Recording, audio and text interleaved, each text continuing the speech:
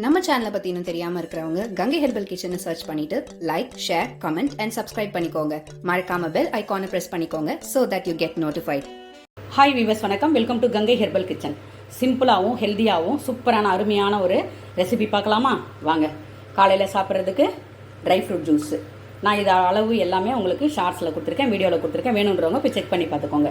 நம்ம வீடியோ பார்க்குற எல்லாருக்குமே தெரியும், மிக்ஸ்டு வெஜிடபிள்ஸு ஸ்டீமில் வச்சு பொரியல். இன்றைக்கி என்ன பண்ணியிருக்கேன்னா, மிளகுத்தூள், ஜீரகத்தூள் போட்டு உப்பு போட்டு சாட்டை பண்ணி எடுத்துட்டேன் ஸ்டீமில் வச்சுட்டு. ஓகேங்களா? சிறுதானியம் நம்ம வீட்டில் கஞ்சி ஏற்கனவே நிறைய சிறுதானிய ரெசிபிஸ் நம்ம வீடியோவில் போட்டிருக்கேன். வேணுன்றவங்க போய் ட்ரை பண்ணி பாருங்கள். சிறுதானியத்தில் நான் இன்றைக்கி சாமை எடுத்திருக்கேன். லைட்டாக எப்பயுமே நான் வாங்கின உடனே வறுத்து வச்சுப்பேன் அப்படின்னு நம்ம குடும்பத்தாருக்கு தெரியும். ஒரு எந்த அளவு உங்களுக்கு வேணுமோ அந்த அளவுக்கு எடுத்துக்கோங்க. தண்ணி தளதளன்னு கொதிக்கும் போது சிறுதானியத்தை நல்லா அலம்புணுங்க. 6-7 முறை நல்லா அலம்பிட்டு அதில் சேர்த்துருங்க. நான் ஒரு 7-8 பல்லு பூண்டு குட்டி குட்டியாக அரிஞ்சு போட்டிருக்கேன். கொஞ்சமாக ஜீரகம் போட்டிருக்கேன். அப்படியே வேக வச்சு எடுத்துட்டான். இதோடு கூட நீங்கள் மோர் இல்லை தயிர் சேர்த்து சூப்பராக சாப்பிட்லாங்க. இதை விட அருமையான ஒரு காலை உணவு கிடையவே கிடையாதுங்க. எல்லாருமே சாப்பிட்லாம், வயதானவங்க முதல் பெரியவங்க வரைக்கும் சாப்பிட்லாம். டயபெட்டிக் இருக்கிறவங்க சாப்பிட்லாமா அப்படின்னு கேட்டிங்கன்னா, அதுக்கு தான் இப்படியே வச்சுருக்கேன் நான், மோர் ஊற்றாமல். இந்த மாதிரி கட்டியாக ஸ்பூனில் எடுத்து அப்படியே சாப்பிட்டுக்கலாம். அவங்களுக்கு மட்டும் தண்ணி விடக்கூடாது. டயபெட்டிக் இருக்கிறவங்க மட்டும் தண்ணி விடக்கூடாது. இதை அப்படியே கட்டியாக ஸ்பூன் மாதிரி எடுத்து சாப்பிட்டுக்கோங்க. மற்றவங்க எல்லாமே இதை ஆற வச்சுட்டு நீங்கள் மோர் சேர்த்து சாப்பிட்லாம். சரிங்களா? வெயிட் லாஸ் பண்ணுறவங்களுக்கு சிறுதானியம் ஒரு அருமையான உணவுங்க. அதை நல்லா சாப்பிட்டுக்கிட்டே வெயிட் லாஸ் பண்ணலாம், ஹெல்த்தியாக வெயிட் லாஸ் பண்ணலாம். ஓகேங்களா? காய்கறியோடையும் சிறுதானியத்தையும் சூப்பராக வெயிட் லாஸ் பண்ணலாம். இது பாலக்கீரை 1 பாட் ரைஸுங்க. ட்ரை பண்ணி பாருங்கள். சிம்பிள் தான், நான் கடகடன்னு சொல்லிடுறேன்.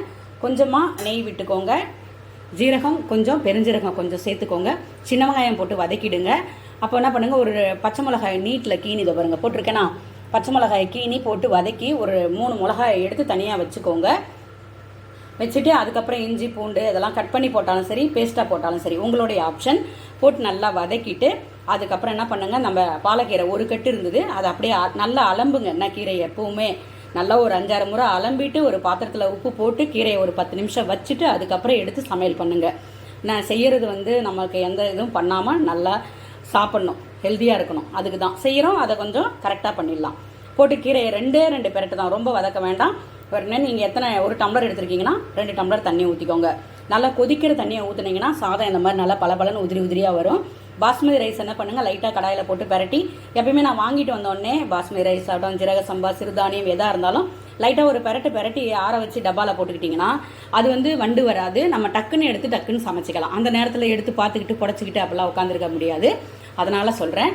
இப்போ இது நல்லா கீரை வரைக்கும் தளன்னு கொச்ச உடனே நீங்கள் 1 டம்ளர் ரைஸ் எடுக்கிறீங்கன்னா 2 டம்ளர் தண்ணி ஊற்றிடுங்க. உப்புலாம் சரியாக இருக்கான்னு செக் பண்ணிக்கோங்க. செக் பண்ணிட்ட பிறகு நம்ம தளன்னு நல்லா கொதிக்கும் இல்லையா, அப்போ ரைஸ் போட போகிறீங்க. பாஸ்மதி ரைஸை ஒரு பெரட்டி விட்டுட்டு இந்த பச்சை மிளகாய் சாட்டை பண்ணி எடுத்து வச்சோம் இல்லைங்களா, அப்போ அந்த பச்சை மிளகாயை சேர்த்துட்டு மூடி 3 விசில் போட்டு எடுத்துட்டிங்கன்னா இந்த மாதிரி உதிரியான பாலக்கீரை புலாவு, பாலக்கீரை பிரியாணி எது வேணாலும் எடுத்துக்கோங்க. அருமையாக இருக்கும். ட்ரை பண்ணி பாருங்கள். கீரையே சாப்பிட மாட்டேன் அப்படின்ற குழந்தைங்களுக்கு அருமையான ஒரு லஞ்ச் பாக்ஸுங்க. ட்ரை பண்ணி பாருங்கள். இதை மாதிரி எல்லா கீரையிலையுமே பண்ணலாம். ஆனால் எனக்கு தெரிஞ்சு பாலக்கீரையில் சூப்பராக இருக்கும். அதேமாதிரி பசலைக்கீரையில் அருமையாக இருக்கும். முளைக்கீரையில் நல்லாயிருக்கும். அரைக்கீரையில் சாப்பிட்லாம், அந்த அளவுக்கு இருக்கும். ட்ரை பண்ணி பாருங்கள் வேணுன்றவங்க. இதோட கூட மோர் இல்லாத ஒரு உணவா கிடையாது. காலையில் ட்ரை ஃப்ரூட் ஜூஸ் சாப்பிட்டோமா, ஒரு 11-11:30 மோர். இன்னும் நான் சிலிப்பில் மோர் சிலிப்பிட்டோம்னா ஒரு பாட்டிலில் கொடுத்து அனுப்பிடலாம். மாதுளம்பழம் ஜூஸு, மோர், கொய்யாப்பழம், ஏதாவது ஒரு ஃப்ரூட்டு, இல்லைனா நட்ஸு, இல்லைனா வெள்ளரி விதை, பூசணி விதை வறுத்து ஒரு டப்பாவில் வச்சுக்கோங்க. இதை மாதிரி சாப்பிட்டுக்கிட்டே வாங்க. நீங்கள் உங்களுடைய ஆயுஸ் முழுக்க சாப்பிட்டுக்கிட்டே வாங்க. நோயிலிருந்து விடுபடலாம். மாத்திரை மருந்துலேருந்து கம்மி பண்ண அளவை குறைச்சிக்கலாம். ஆரோக்கியமாக இருக்கலாம், நல்லா இருக்கலாம். உணவு தான் மருந்து, மருந்து தான் உணவு. ட்ரை பண்ணி பாருங்கள். என்னோடையே நீங்களும் பயணம் பண்ணுங்கள். பயணம் பண்ணிவிட்டு உங்களோட பதிவை மட்டும் எனக்கு பண்ணுங்கள். மறக்காமல் என்ன பண்ணணும், சப்போர்ட் பண்ணணும். சப்ஸ்கிரைப் பண்ணிக்கணும். எல்லாருக்கும் ஷேர் பண்ணி விடுங்க, லைக் பண்ணுங்கள். உங்கள் சப்போர்ட்டை கொடுத்துக்கிட்டே இருங்க. இது வரைக்கும் சப்போர்ட் கொடுத்த எல்லாருக்குமே மிகப்பெரிய நன்றிகள்.